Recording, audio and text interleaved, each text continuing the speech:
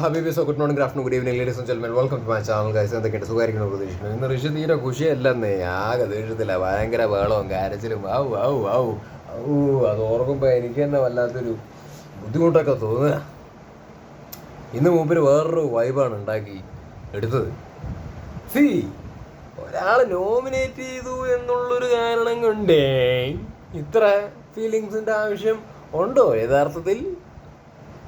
Okay, ഇതിനെയൊക്കെ പേഴ്സണലായിട്ട് എടുക്കുകയാണെന്നുണ്ടെങ്കിൽ മൂപ്പർക്ക് തോന്നിയ ആ ഒരു ഫീലിങ്സ് ഒക്കെ നമുക്ക് മനസ്സിലാക്കാൻ വേണ്ടിയിട്ട് പറ്റുന്നുണ്ട്. പക്ഷേ ഇത് ബിഗ് ബോസ് എന്ന് പറയുന്നൊരു ഷോ അല്ലേ, അതിൻ്റെ അകത്ത് ഇവരൊക്കെ കണ്ടസ്റ്റൻസ് ആയിട്ടാണ് നിൽക്കുന്നത്. എല്ലാവരും ഗെയിം കളിക്കാൻ വേണ്ടിയിട്ടാണ് വന്നിരിക്കുന്നത്. അപ്പോൾ എല്ലാത്തിനെയും ഗെയിമായിട്ട് കാണാൻ വേണ്ടിയിട്ട് പഠിക്കണം, അല്ലെങ്കിൽ ഇത് ഗെയിമാണ് എന്ന് മനസ്സിലാക്കാൻ വേണ്ടിയിട്ട് അറ്റ്ലീസ്റ്റ് ശ്രമിക്കണം. ഫ്രണ്ട്ഷിപ്പും സ്നേഹവും ഒക്കെ അങ്ങോട്ടും ഇങ്ങോട്ടും ഒക്കെ ഉണ്ടാവും, പക്ഷേ ഈ ഫ്രണ്ട്ഷിപ്പും പരിപാടികളൊക്കെ പുറത്താണ്. ഇതിൻ്റെ അകത്തേക്ക് ഈ ഫ്രണ്ട്ഷിപ്പ് എന്ന് പറഞ്ഞുകൊണ്ടൊക്കെ നടന്നു കഴിഞ്ഞ് കഴിഞ്ഞാൽ, അല്ലെങ്കിൽ ഒരാളെ ഭയങ്കരമായിട്ട് കൺസിഡർ ചെയ്തുകൊണ്ടൊക്കെ നടന്നു കഴിഞ്ഞ് കഴിഞ്ഞാൽ അത് അവനവൻ ആസ് എ കണ്ടസ്റ്റൻ്റ് എന്നുള്ള രീതിയിൽ നല്ല രീതിയിൽ ബാധിക്കും. ആ ഫ്രണ്ട്ഷിപ്പ് ഒരു ബാരിയർ തന്നെയാണ് ഈ ഒരു ഷോവിൻ്റെ അകത്ത്. എല്ലാവരും മത്സരിക്കേണ്ടേ, എല്ലാവരും കപ്പടിക്കാൻ വേണ്ടിയിട്ടല്ലേ മത്സരിക്കേണ്ടത്, എന്നാലല്ലേ മുന്നോട്ട് യാത്ര എന്താ പറയുക സ്മൂത്ത് ആവത്തുള്ളൂ. അല്ലാണ്ട് അത് മനസ്സിലാക്കാണ്ട് ഇതൊക്കെ വളരെ പേഴ്സണലായിട്ട് കേട്ടെന്ന് ബഹളം വെച്ച് ചാട്ടി ഓട്ടി അലർച്ചയും ഇത് പറയുന്ന സമയത്ത് നിങ്ങൾ വിചാരിക്കും നീ ജാസ്മിൻ്റെ PR, നീ ജാസ്മിന്. എടോ, ഞാൻ ആരാണ് ഈ PR ഒന്നുമല്ല, അല്ലെങ്കിൽ നമ്മളൊരാളെ സപ്പോർട്ട് ചെയ്യണമെന്നൊന്നും വിചാരിക്കേണ്ട. വിമർശിക്കേണ്ടി വന്നാൽ വിമർശിക്കും, അത് ആരാണെങ്കിലും. പക്ഷേ ഈ ഒരു ഷോ കാണുന്ന പ്രേക്ഷകൻ എന്നുള്ളൊരു രീതിയിൽ നമ്മളൊക്കെ തന്നെ ഗെയിമും ഷോ ആയിട്ടും അതിൻ്റെ അകത്തുള്ള ആൾക്കാരെ കണ്ടസ്റ്റൻസും ആയിട്ടാണ് കാണുന്നത്. അപ്പോൾ നമ്മൾ വിലയിരുത്തുന്ന സമയത്ത് ആ രീതി മാത്രമേ കാണുള്ളൂ. അല്ലാണ്ട് അവർ ഫ്രണ്ട്സ് ആയിരുന്നു, അവർ പിന്നിൽ നിന്ന് കുത്തിയോ അല്ലെങ്കിൽ മുമ്പിൽ നിന്ന് കുത്തിയോ എന്നുള്ളതൊന്നും ഒരു വിഷയമേ അല്ല. അങ്ങനെ വിചാരിക്കാൻ നിന്ന് കഴിഞ്ഞാൽ ഇതിൻ്റെ അകത്ത് ആർക്കും തമ്മിൽ ഒരു ഗെയിമും കളിക്കാൻ വേണ്ടി പറ്റില്ല. കാര്യം എന്താണ്? അയ്യോ അവർക്ക് വേദനിക്കുകയോ ഇവർക്ക് വേദനിക്കുകയോ, അവർ ഫ്രണ്ട്സ് അല്ലേ, അവരിങ്ങനെയല്ലേ, നടക്കില്ല. മനസ്സിലായില്ല? നടക്കൂല. എന്തായാലും മുടിയൻ ഭയങ്കരമായിട്ട് ആക്റ്റീവായി. എനിക്ക് മുടിയനെ ഭയങ്കര ഇഷ്ടമാണ് കേട്ടോ. അപ്പോൾ ആ ഒരു ചങ്ങാതിയുണ്ട്, ഭയങ്കര ഇന്നസെൻ്റ് ആയിട്ടുള്ളൊരു സോളാണ് മുടിയൻ, മനസ്സിലായ?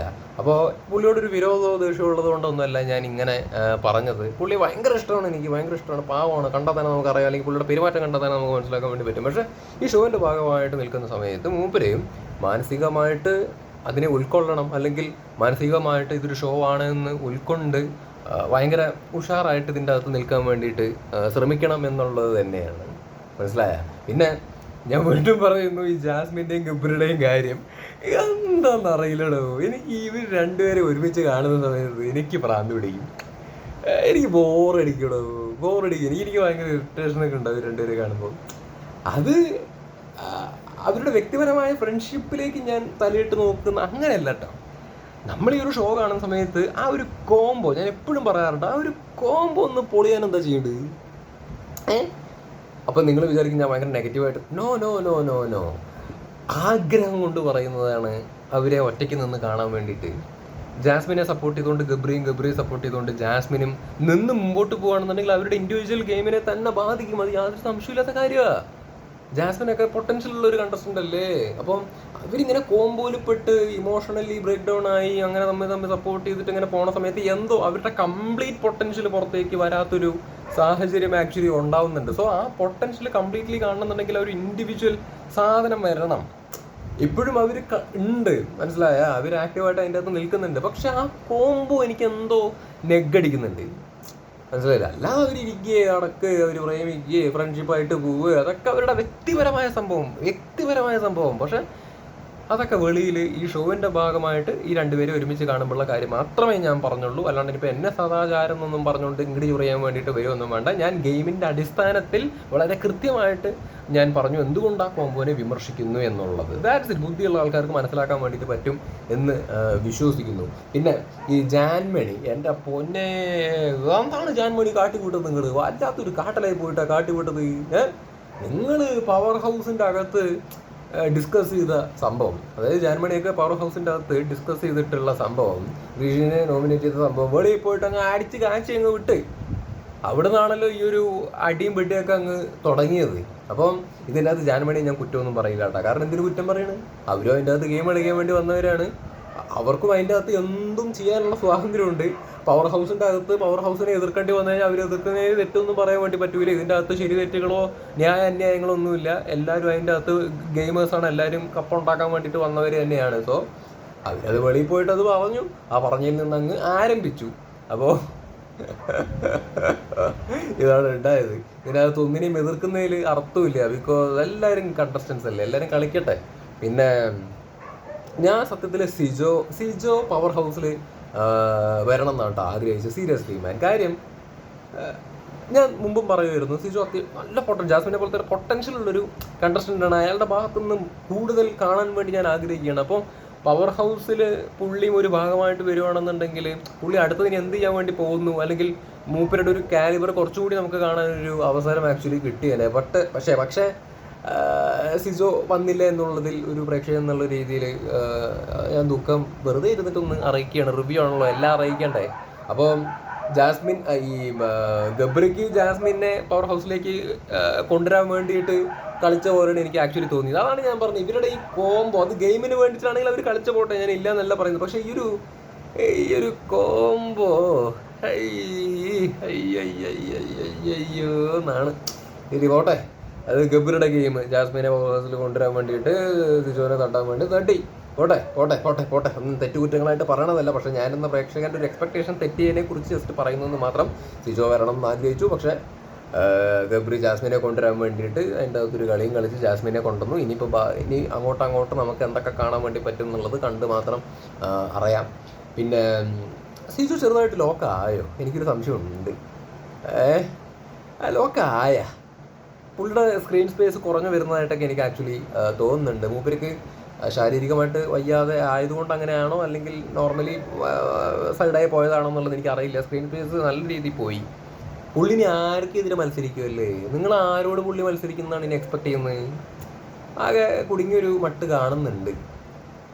ജാസ്മിനായിട്ട് പുള്ളി മത്സരിക്കാൻ സാധ്യതയുണ്ടോ? ഇതുവരെ പല സാഹചര്യത്തിലും ജാസ്മിനെതിരെയും ഒരു മത്സരം പുള്ളിയുടെ ഭാഗത്ത് ഉണ്ടാവാനൊരു സാധ്യത ഇതുവരെ ആക്ച്വലി ഇല്ല. ഇനി ഭാവിയിൽ ഉണ്ടാവുമെന്ന് അറിയില്ല. ഇതുവരെ കണ്ടിടത്തോളം വരുന്നൊരു സൂചന പോലും കിട്ടുന്നില്ല.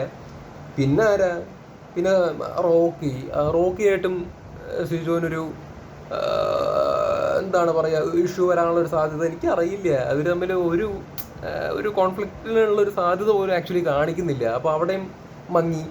പിന്നെ ഋഷിയുടെ കാര്യം അറിയാം. ഋഷിയുടെ ഇമോഷൻ സിജോ നല്ല രീതിയിൽ മനസ്സിലാക്കിയിട്ടുണ്ട്. ആൻഡ് ഒരിക്കലും ഋഷിയുടെ എതിരെയും കളിക്കാൻ പോകുന്നില്ല. അപ്പോൾ അവിടെയും ലോക്കായി.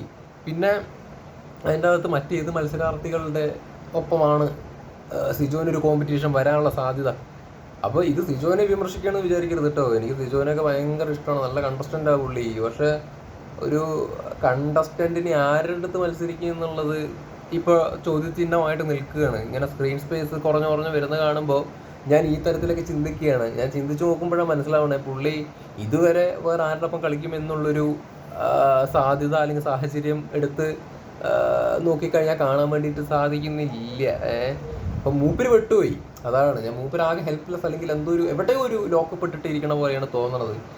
പിന്നെ മുടിയൻ്റെയൊക്കെ കാര്യം പറയുകയാണെന്നുണ്ടെങ്കിൽ അറിയില്ല, മൂപ്പരൊക്കെ ഈ ഷോയ്ക്ക് ഫിറ്റാണോ എന്ന് ചോദിക്കുകയാണെന്നുണ്ടെങ്കിൽ ഇമോഷൻ മാറ്റി നിർത്തി കഴിഞ്ഞാൽ ഓക്കെയാണ്. പക്ഷേ ഈ പുള്ളി ഇമോഷണലി എത്രത്തോളം മുമ്പോട്ട് പോകുന്നതിനനുസരിച്ചിട്ട് വീക്കാവും എന്നുള്ളത് ആക്ച്വലി അറിയില്ല. കാര്യം മൂപ്പര് ഭയങ്കര ഒരു ചങ്ങാതിയായിട്ടാണ് തോന്നണത്. അപ്പോൾ ഇതൊക്കെയാണ് ഇന്നത്തെ എപ്പിസോഡിൽ പറയാനുള്ളത്. പിന്നെ റോക്കി മറ്റേ കോമണർ ആളുടെ പേര് എനിക്ക് ഓർമ്മ കിട്ടുന്നില്ല, എന്താ അയ്യോ, റസ്മിൻ ബായ്. അവർ തമ്മിലുണ്ടായിരുന്ന വഴക്ക് എന്തിനോ വേണ്ടി തിളച്ച സാമ്പാറാണ്. റോക്കി പലപ്പോഴും ശ്രദ്ധിച്ചിട്ടുള്ള ഒരു കാര്യമാണ്, അനാവശ്യ കാര്യങ്ങൾക്കൊക്കെയാണ് പലപ്പോഴും വഴക്കുണ്ടാക്കുന്ന. ആവശ്യത്തിനും ആള് ഇറങ്ങി സംസാരിച്ചിട്ടൊക്കെ ഉണ്ട്. ലാലേട്ടൻ്റെ എപ്പിസോഡിൽ പുള്ളി പറഞ്ഞ അല്ലെങ്കിൽ കുറച്ച് കാര്യങ്ങളൊക്കെ ആക്ച്വലി ഉണ്ട്. പക്ഷെ അല്ലാത്ത കാര്യങ്ങളൊക്കെ എടുത്ത് നോക്കുകയാണെങ്കിൽ റോക്കി ഉണ്ടാക്കുന്ന അടികൾക്കൊന്നും പ്രത്യേകിച്ചും ഇല്ല, മീനിങ് ഒന്നുമില്ല, അല്ലെങ്കിൽ പ്രത്യേകിച്ച് അർത്ഥവത്തായ വിഷയങ്ങളൊന്നും അല്ല എടുത്ത് വഴക്ക് ഉണ്ടാക്കുന്നത്. എന്തിനാ വേണ്ടി തിളച്ചൊരു സാമ്പാറായിട്ടാണ് ആ ഒരു വഴക്കിന് തോന്നിയത്. അതുകൊണ്ട് അതൊന്നും ഒരു മെയിൻ കോണ്ടന്റ് ആക്കിയിട്ട് സംസാരിക്കാൻ ഞാൻ തീരെ താല്പര്യപ്പെടുന്നില്ല. പിന്നെ ഇത്രയൊക്കെ പറയാനുള്ളൂ. ഈ നോമിനേഷനിൽ ആരൊക്കെയാണ് വന്നിരിക്കണേ? കഴിഞ്ഞ തവണയൊക്കെ എല്ലാം കാണാപ്പാടമായിട്ട് ഓരോരുത്തരുടെ മുഖവും പേരും ഓർമ്മയുണ്ടായിരുന്നു. ഇത്തവണ അതൊന്നും ഓർമ്മ തന്നെ കിട്ടുന്നില്ല.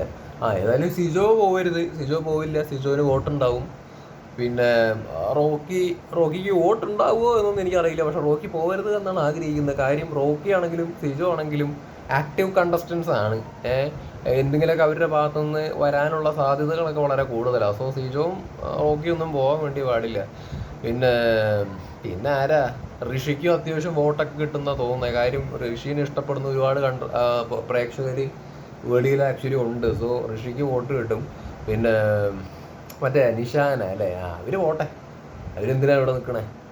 അവർ കാരണം കുറേ ആൾക്കാരുടെ അവസരം പോയി എന്നല്ലാണ്ട് പറഞ്ഞത്. അത് ഞാൻ നെഗറ്റീവായിട്ട് പറയണല്ലോ. ഈ ഒരു ഷോ എന്ന് പറയുന്നത് പലർക്കും ഡ്രീമാണ്, കയറി പറ്റണം എന്നുള്ള ഡ്രീമാണ്. പലരും ഒരുപാട് ട്രൈ ചെയ്യുന്ന കിട്ടാത്ത അവസ്ഥയിലൂടെ പോകുന്ന ആൾക്കാരൊക്കെ ആക്ച്വലി ഉണ്ട്. സോ അത്തരത്തിലുള്ള ആൾക്കാർ വെളിയിൽ നിൽക്കുമ്പോൾ നിഷാൻ എന്ത് തേങ്ങ വിചാരിച്ചിട്ടാണ് വന്നിരിക്കുന്നത്? പന്ത് കളിക്കുന്ന ഗെയിമാണ് ബിഗ് ബോസ് എന്ന് നോക്കിയത്, എന്ത് പരിപാടി വന്നേ. എനിക്കത് കേട്ടപ്പോൾ പൊളിഞ്ഞങ്ങ് കയറി. പിന്നെ അവർക്കൊരു റിയലൈസേഷൻ ഉണ്ടായി മറ്റേ രതീഷ് പുറത്തായപ്പോൾ. കാര്യം രതീഷിന് പകരം നിഷാനെയാണ് പോവേണ്ടിയിരുന്നതെന്നുള്ളൊരു തിരിച്ചറിവ് നിഷാനയ്ക്ക് ഉണ്ടായതിൽ ഞാൻ അവരെ ബഹുമാനിക്കുന്നു. അപ്പം നിഷാൻ അവർക്ക് പറ്റിയൊരു പ്ലാറ്റ്ഫോം അല്ലത്. ഇനി ഭാവിയിലും അവരുടെ നിന്ന് ഗംഭീര പ്രകടനമൊന്നും ഞാൻ പ്രതീക്ഷിക്കുന്നില്ല. അപ്പോൾ ആക്ച്വലി അവരാണ് ഇത്തവണ ആക്ച്വലി ജെനുവിൻലി പോവേണ്ടത്. രതീഷ് പോയതിൻ്റെ ചുരുത്തിൽ എനിക്കിതുവരെ മാറിയില്ല. കാരണം അയാൾ പോകേണ്ട ഒരു കണ്ടസ്റ്റൻ്റ് അല്ലല്ലോ. അയാളൊക്കെ പോയിട്ട് ഈ കണ്ടസ്റ്റൻ്റൊക്കെ അതിൻ്റെ അകത്ത് നിൽക്കുക എന്ന് പറയുമ്പോൾ എനിക്ക് ബുദ്ധിമുട്ടുണ്ട്. അപ്പോൾ നിഷാന ഈ വീക്ക് പോകുമെന്ന് ഞാൻ പ്രതീക്ഷിക്കുന്നു. അവർക്കും അത് തന്നെയായിരിക്കും നല്ലത്. നിന്ന് ബുദ്ധിമുട്ടിനെക്കാട്ടിലും ഭേദം പോകണമല്ലേ അല്ലേ. പിന്നെ Noora, she's also not stable എന്ന് പറയേണ്ടി വരും. കാര്യം പലരും നോമിനേറ്റ് ചെയ്തപ്പോൾ പറഞ്ഞ റീസൺ തന്നെയാണ്. ലൈക്ക് അവർ മാനസികമായിട്ട് സ്റ്റേബിൾ അല്ല. അവർ മൂഡ് സ്വിങ്സും പരിപാടികളൊക്കെ ഇടയ്ക്കിടയ്ക്ക് അനുഭവിക്കുന്ന, അല്ലെങ്കിൽ ഇടയ്ക്കിടയ്ക്ക് കരച്ചിലൊക്കെ വന്ന് കരയുന്ന ഒരു കൈൻഡ് ഓഫ് ആളാണ് അവർ. അവർക്ക് അവരുടേതായ എന്തൊക്കെ ഇഷ്യൂസും കാര്യങ്ങളൊക്കെ ഉണ്ടെന്ന് തോന്നുന്നു. സോ അവരും നിൽക്കുന്നതിൽ അർത്ഥമില്ലെന്ന് തോന്നുന്നു. അത് എൻ്റെ അഭിപ്രായമാണ്, പ്രേക്ഷകർ എന്നുള്ള ഇതിൽ എൻ്റെ ഒരു അഭിപ്രായമാണ് പറയുന്നത്. പിന്നെ സുരേഷ് ഭായ്, 3 ആൾക്കാരെ ഒന്നും എന്തായാലും ഒരു വീക്ക് എടുത്ത് പുറത്തിടില്ല. സോ സുരേഷ് ഈ വീക്കും പോകാനുള്ള സാധ്യതയില്ല. സുരേഷ് എന്തായാലും അതിൻ്റെ അകത്ത് നിൽക്കും. മൂപ്പരെന്തായാലും ഇന്നാണ്, ഉറപ്പാണ്. ഒരാളെ ഈ ആഴ്ച പോകുന്നുള്ളൂ എന്നുണ്ടെങ്കിൽ നിഷാന മാത്രം പോവും. ഒരാളെ പോകുന്നുള്ളൂ എന്നുണ്ടെങ്കിൽ, 2 പേര് പോകുന്നുണ്ടെങ്കിൽ നിഷാനയും പിന്നെ ആരാ, പെട്ടെന്ന് ഓർമ്മയിട്ടില്ലടോ. ആരെങ്കിലുമൊക്കെ പോകും. 2 പേരാണെന്നുണ്ടെങ്കിൽ നിങ്ങൾ കമൻറ്റ് ഇടുക, എനിക്ക് പെട്ടെന്ന് കിട്ടണില്ല. ആരെങ്കിലുമൊക്കെ ആവട്ടെ. അപ്പോൾ ശരി, ബൈ ബൈ, ടേക്ക് കെയർ.